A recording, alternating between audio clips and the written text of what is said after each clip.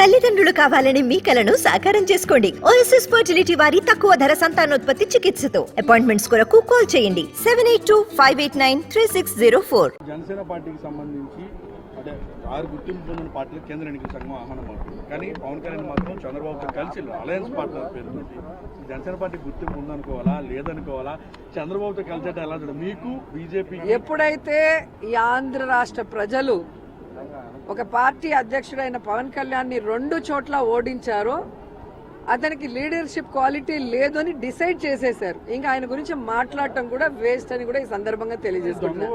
ఇక చంద్రబాబు నాయుడు మొదటిసారేమో ఎన్టీఆర్ దగ్గర నుంచి వెన్నుపోటు పొడిచి లాక్కొని అధికారాన్ని అనుభవించాడు. రెండోసారి ఎలా బీజేపీ అప్పుడున్న వాజ్పేయి గారి వేవ్లో వచ్చాడో మనం చూసాం జత కలిసి. ఆ తర్వాత బీజేపీ వేస్ట్, నా జీవితంలో నేను చేసిన పెద్ద తప్పు, మళ్ళీ నేను బీజేపీతో కలవనన్నాడు. మళ్ళీ ఏం చేశాడు? మోడీ గారి వేవ్లో మోడీ గారి సంఖ్యకి మళ్ళీ అధికారంలోకి వచ్చాడు తప్ప ఈయన గొప్పతనం ఏం కాదు. ఈయన ఇండివిజువల్గా నించుంటే ఈయన కెపాసిటీ ఏంటో మనకు అనిపించింది 23 సీట్లతో.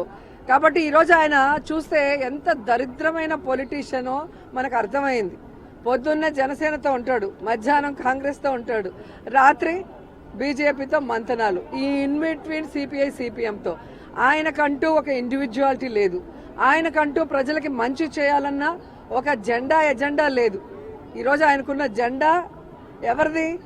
ఎన్టీఆర్ గారిది, పార్టీ ఎన్టీఆర్ గారిది. అన్ని వేరే వాళ్ళవి లాక్కొని వెన్నుపోటు రాజకీయాలు చేస్తున్నాడే తప్ప ఏ రోజు కూడా ఆయన స్ట్రైట్ పాలిటిక్స్ చేయలేదు. ఈరోజు కాంగ్రెస్ నుంచి బయటకు వచ్చినప్పుడు జగన్మోహన్ రెడ్డి గారు తన సొంత అజెండాతో ప్రజల్లోకి వెళ్ళాడు. తను ఏం చేస్తానో ప్రజలకి చెప్పి వాళ్ళకి భరోసా కల్పించాడు. వారి ఆశీస్సులతో అధికారంలోకి వచ్చాక చెప్పిన ప్రతి మాటని తూచా తప్పకుండా చేశాడు. ఇంతకన్నా గొప్ప నాయకుడు ఏ రాష్ట్రానికి ఉంటారు? మరి ఇలాంటి నాయకుడు కావాలని ప్రజలు బలంగా కోరుకుంటున్నారు. అందుకే 2024 జగనన్న వన్స్ మోర్ అంటూ 175కి 175 కొట్టబోతున్నామని కూడా ఈ సందర్భంగా తెలియజేస్తున్నారు.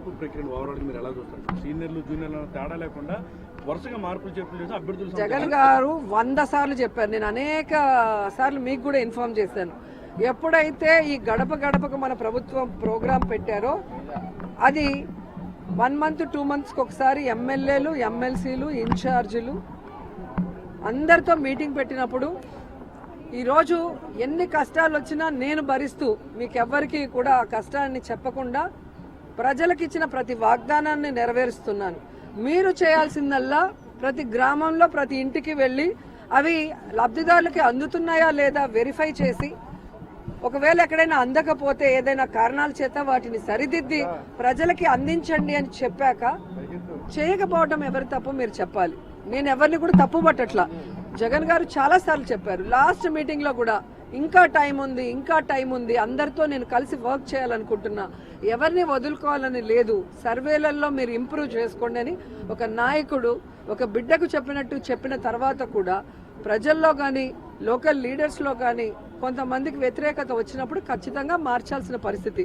ఎందుకంటే జగనన్న ముఖ్యమంత్రి అయితేనే కదా ఈ రాష్ట్రాన్ని మళ్లీ అభివృద్ధి వైపుకు నడిపించడానికి, ఇప్పుడున్న సంక్షేమ పథకాలు అన్నింటినీ కూడా కంటిన్యూ చేయడానికి, ఈ రాష్ట్రంలో అభివృద్ధి కార్యక్రమాలు గ్రామాల్లో కానీ వార్డులలో కానీ చేయాలంటే ఎవరో ఒకరి కోసం దాన్ని వదులుకునే పరిస్థితులు ఎవరూ లేరు. కాబట్టి త్యాగాలు చేయాల్సిన అవసరం ఉంది. ఎందుకంటే మీరు 5 ఏళ్లలో చూసుంటారు, జగనన్న ఆయనని నమ్ముకున్న వాళ్ళని ఎవరిని కూడా వదులుకోలేదు. ఏదో ఒక రకంగా MLA, MP, MLC, corporation chairman ఎలా ఎవరికి ఏం చేయాలో అన్నీ చేసిన ఏకైక నాయకుడు, ఏకైక ముఖ్యమంత్రి. అది నేను గర్వంగా చెప్పగలను. కాబట్టి ఆయన్ని నమ్ముకున్న వాళ్ళు, ఆయన గురించి తెలిసిన వాళ్ళు ఖచ్చితంగా ఆయన గురించి చెడు